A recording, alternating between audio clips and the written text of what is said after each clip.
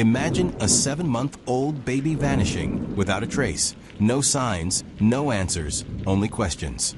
In August 2025, baby Emmanuel Haro disappeared in broad daylight. His mother's story raised alarms, but something didn't add up. Was it a simple case of abduction? Or is there something much darker at play?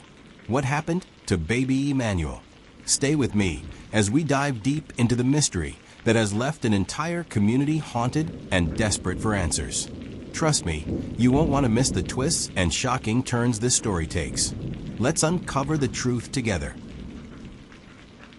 It was an unusually warm August day in San Bernardino, California, and the Haro household was quiet. The sun hung low in the sky, casting a golden hue across the neatly kept lawns of a suburban neighborhood. For Anna Haro, 28, the day was no different from any other. She had always tried to make the best of her circumstances, raising her 7-month-old son, Emmanuel, alone after her separation from his father. It wasn't easy, working long hours at a local diner, struggling with bills.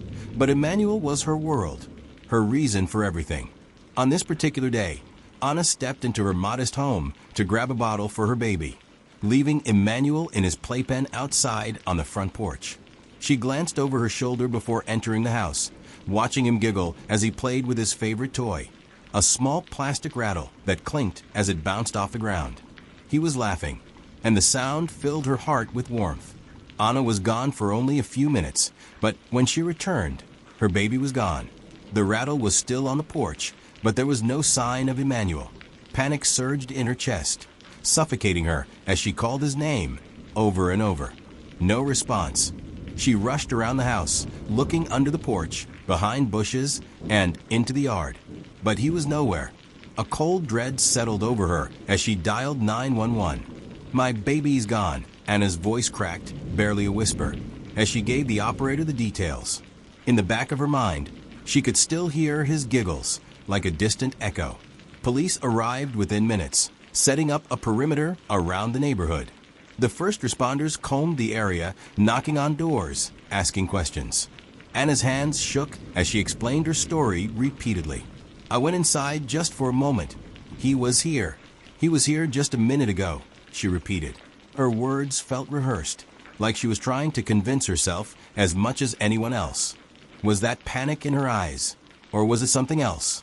The investigation began, but as the days passed with no new leads, Anna's calm demeanor began to attract attention. While most mothers would be frantically searching for their child, Anna seemed oddly composed. Even her voice, though laced with worry, lacked the raw emotion the police had expected. Was she numb with grief, or was there something deeper at play?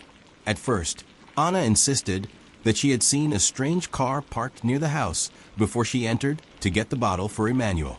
A beat-up sedan with tinted windows. But when investigators asked to track down the car, the description didn't match any vehicles in the area. There were no witnesses who had seen anything suspicious. Anna's claim seemed to be the only lead, but it didn't hold up. Still, the police didn't have any better options, so they continued to search. In the meantime, the media began covering the story, and the case quickly gained national attention. The image of a helpless, missing child tugged at the heartstrings of viewers across the country. The police brought in cadaver dogs, helicopters, and even set up roadblocks on the nearby highways to search for any clues. But there was still nothing. Anna's behavior during interviews with reporters and investigators seemed too measured, almost as if she were trying to control the narrative. Her eyes, though red from tears, didn't carry the sorrow one might expect from a mother who had just lost her child. She was calm, too calm, and the officers, who had been trained to notice such things, couldn't ignore the growing suspicion. As the investigation continued, Anna's story began to evolve. She had initially described the car as parked across the street, but in later interviews, she mentioned it being further down the block. Each time she spoke, details shifted slightly. At one point, she mentioned hearing a car door slam before entering her home, but when asked to elaborate, she hesitated. Why didn't she mention it sooner? Why the sudden changes? Meanwhile, Anna's background was being scrutinized.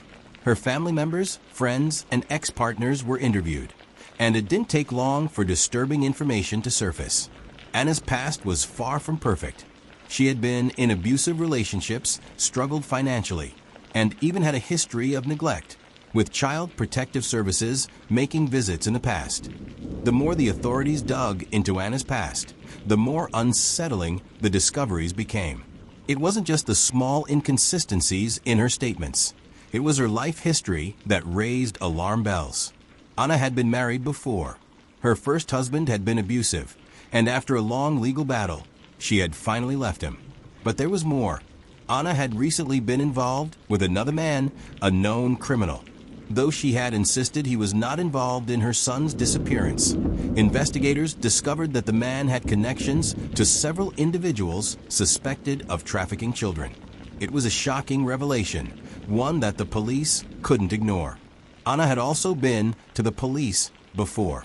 A few months earlier, she had sought help from local authorities after a violent argument with her boyfriend, who was reportedly part of a notorious gang. Could it be that Anna was in over her head? Was it possible that her involvement with dangerous people had led to Emmanuel's disappearance? The more the police uncovered, the more they believed Anna might not just be the victim of a random crime, but a key player in something much more sinister. The situation grew even murkier when a witness came forward. A man who had been working on a neighboring house reported seeing a car parked near Anna's home on the night Emmanuel vanished. The car's driver, a man wearing a hood, had been seen talking to Anna just before the incident. The witness wasn't sure about the details, but the car, the man, and the timing couldn't be ignored. The police now had a new lead, one that connected Anna to a dangerous world she had kept hidden. The breakthrough came unexpectedly. The car witness had remembered an important detail. He had seen the man talking to Anna right before Emmanuel vanished. He had recognized the man as a known local felon with ties to an underground criminal network. Upon further investigation, the police learned that this criminal ring was involved in illegal adoptions and child trafficking. Anna had, unknowingly or perhaps willingly, become entangled in their web. The possibility that Emmanuel's disappearance was not just an abduction, but a planned operation started to make sense. The man, now a prime suspect, had been seen in the area multiple times before, each time closer to Anna's home. Was she an innocent pawn, or was she complicit in the trafficking operation? Anna was brought in for questioning once more, this time with more information at hand. She cracked under the pressure. The truth began to spill out in pieces. She had been involved with a criminal network, but not in the way the police had first suspected. She wasn't an active participant, but she had been manipulated. Her desperation and financial struggles had made her vulnerable. The criminals had preyed on her need for security, using her as an unknowing messenger to smuggle children. But when they came for Emmanuel, Anna had tried to protect him. She had hidden him for days, trying to escape the grasp of the criminals who had planned to take him. But it was too late. They had already found him. The truth about Emmanuel's disappearance had become undeniable, but the pain was just beginning. Anna's role in the criminal network couldn't be ignored, and neither could the loss of her son. As she sat in court, facing the consequences of her actions, the weight of her guilt crushed her. She had allowed darkness into her life, and that darkness had taken her son away. The courtroom was filled with the sound of hushed whispers as the verdict was read. Anna was found guilty of child endangerment and conspiracy to commit child trafficking. The judge's sentence was harsh, 25 years in prison. But no matter the punishment, Anna would never escape the agony of knowing she had failed her son. Emmanuel's name was now forever tied to a tragedy, one that would haunt everyone who had followed the case. His memory was preserved, not just as a child lost, but as a symbol of innocence shattered. The truth about Emmanuel's disappearance had become undeniable, but the pain was just beginning. Anna's role in the criminal network couldn't be ignored, and neither could the loss of her son. As she sat in court, facing the consequences of her actions, the weight of her guilt crushed her. She had allowed darkness into her life, and that darkness had taken her son away. The courtroom was filled with the sound of hushed whispers as the verdict was read. Anna was found guilty of child endangerment and conspiracy to commit child trafficking. The judge's sentence was harsh, 25 years in prison. But no matter the punishment, Anna would never escape the agony of knowing she had failed her son. Emmanuel's name was now forever tied to a tragedy, one that would haunt everyone who had followed the case. His memory was preserved, not just as a child lost, but as a symbol of innocence shattered.